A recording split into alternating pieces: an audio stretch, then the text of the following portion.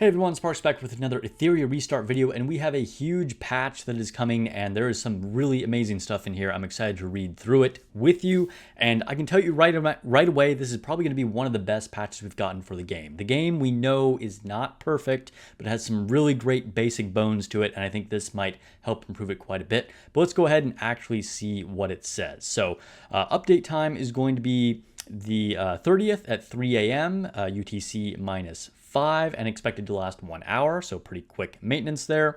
And we're going to get 200 hydrocrystals as compensation, so pretty standard stuff there. The big news is the new Animus. Now, we got the new Animus announced 2 days ago, or was it 1 day ago now? Anyway, I didn't do a unit review because I was honestly just annoyed with how they announced the new unit, because they refused to just give like an actual skill description.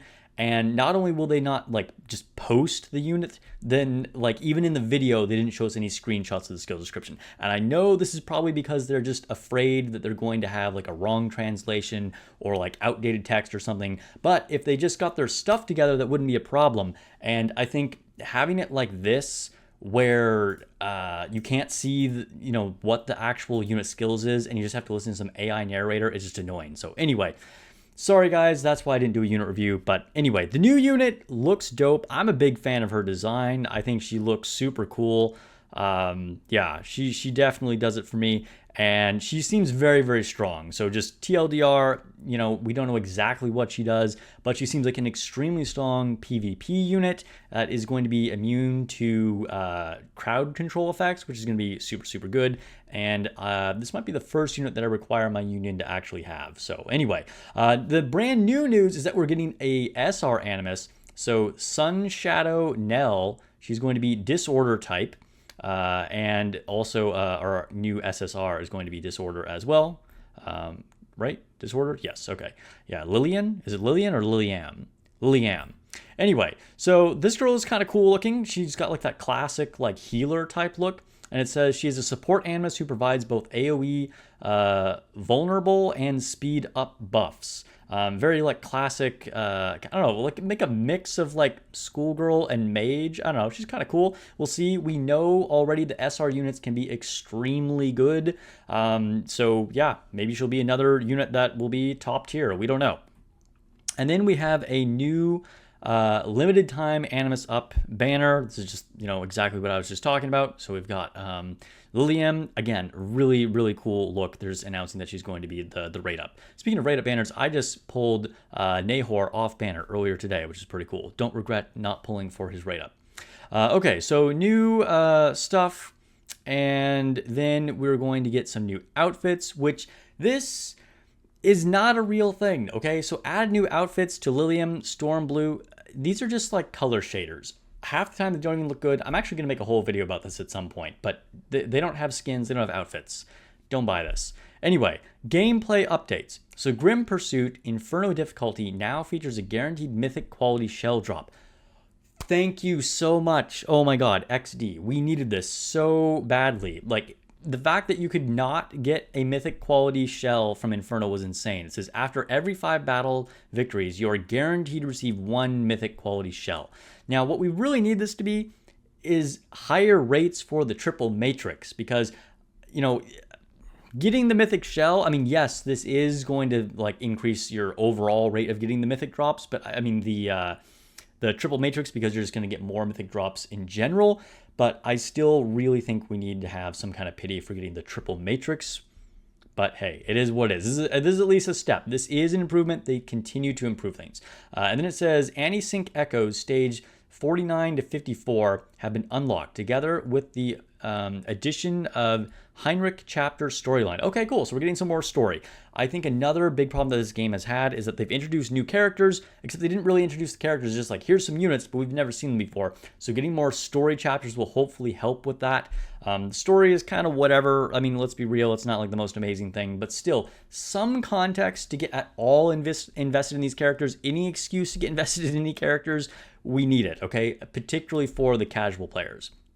And then it says new Ember Trek mechanic introduced. Frostbite. At the start of battle, 1 random Animus from your lineup will be afflicted with frost. After 10 turns, a storm will sweep across the battlefield. This new mechanic will be adopted in the next round of Ember Trek.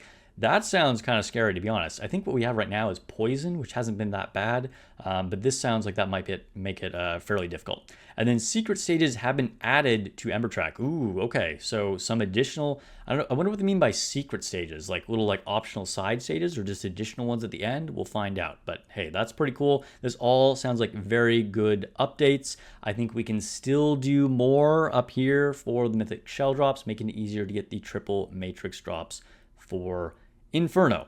But, you know, first we got the Dream Baw, and now we're getting at least some kind of pity for Mythic in general. We're making progress. And then it says Summit Arena Season 1 opening. So we closed Season 0, and I honestly had a lot of free time today, and I wanted to do Summit Arena, and I couldn't because it was closed.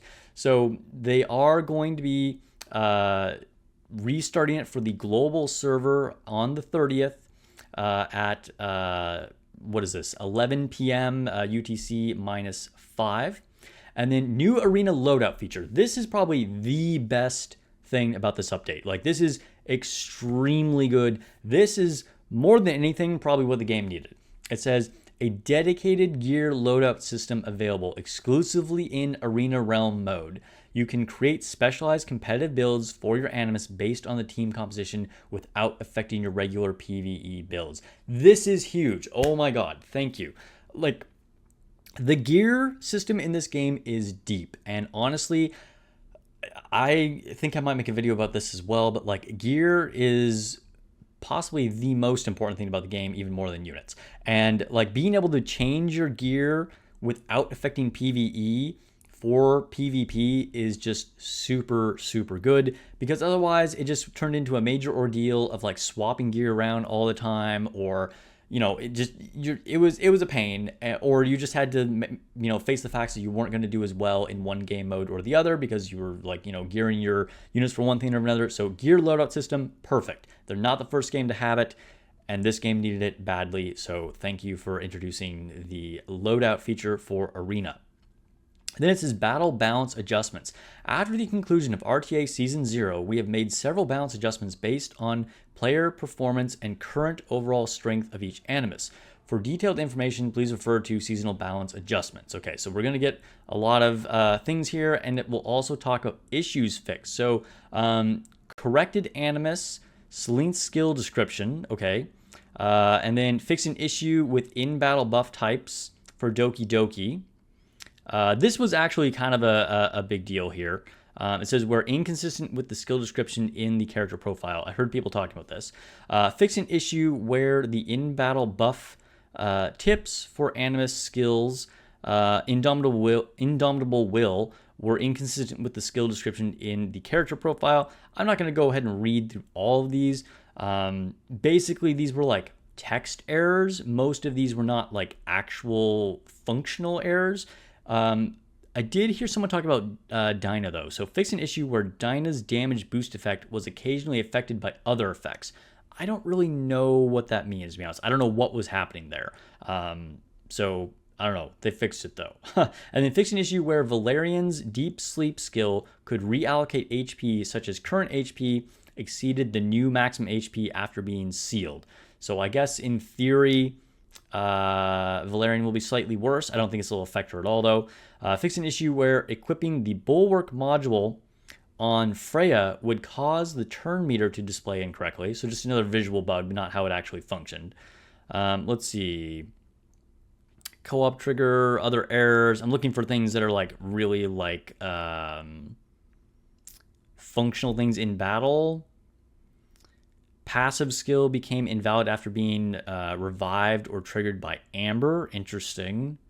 Only affecting Fangus there. Extension of debuffs did not work correctly with Dark Moon. Okay.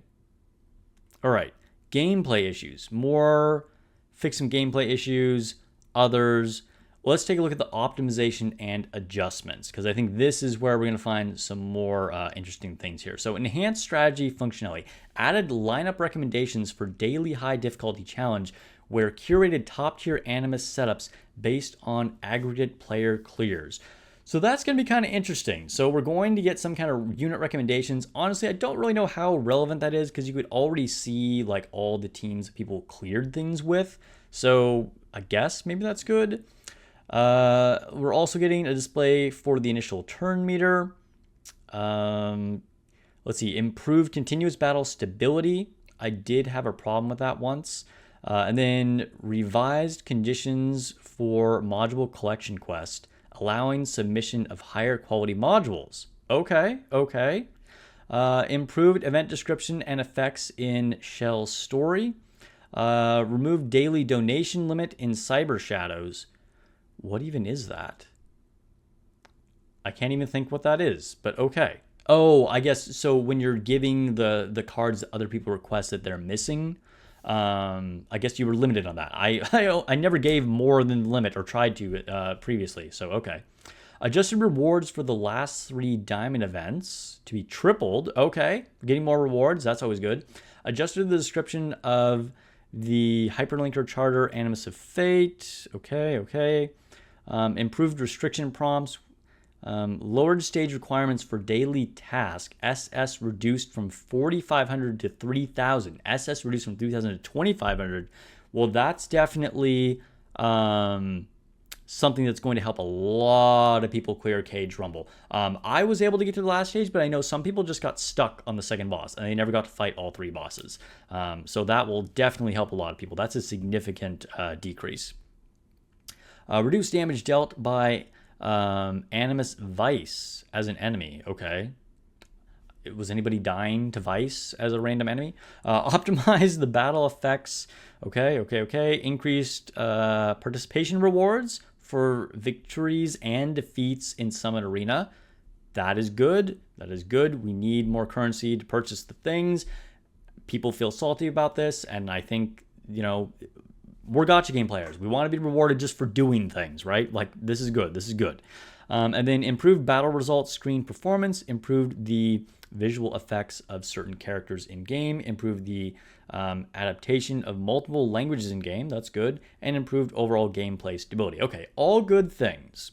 So now we're going to take a look at the seasonal balance adjustments, because this might actually be the most important for those that are competitively minded, such as myself. So we have quite a few things here that are tweaked very slightly. So we can see here, like for Hellkid, we got a speed increase. We have, small percentage changes in here. We can, I don't know, this is a lot of things to go through in this video. I don't know if I want to actually read through all of these here. But basically, they're making some things better than others. And notably, let me see if I can find it here. Let's see, this is about Holden, Chloros, Rahu, Romoka.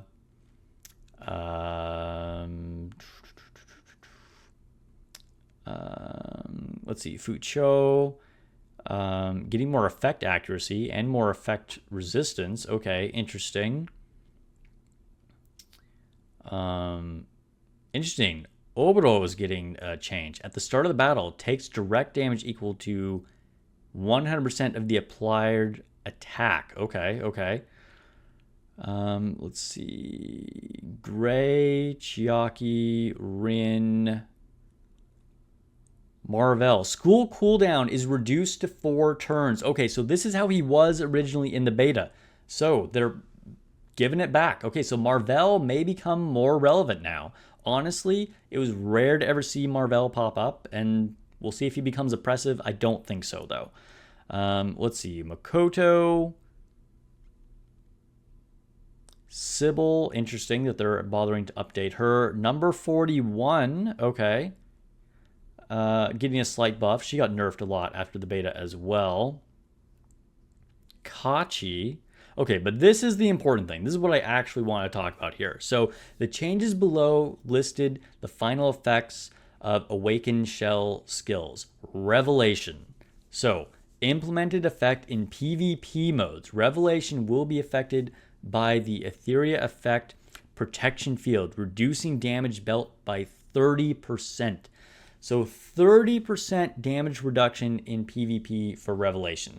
I think this is good. This is definitely good. We did not want a global nerf to Revelation. Revelation helps you actually get some reasonable damage against these Inferno bosses that can be extremely tanky. So if they just nerfed Revelation, that we'd all be cooked, honestly. But Revelation is pretty insane in PvP, and I don't know if they needed to do this, but if they were going to do a nerf to Revelation, this was the way to do it for sure. And it's going to be interesting. Honestly, this means that your mid-range kind of tanky builds are going to be even better. It probably makes Bloodbath, honestly, even more relevant, I would say, which might be a little counterintuitive, but I think just making those like turn 2 tanky kind of builds are going to be probably pretty dominant now.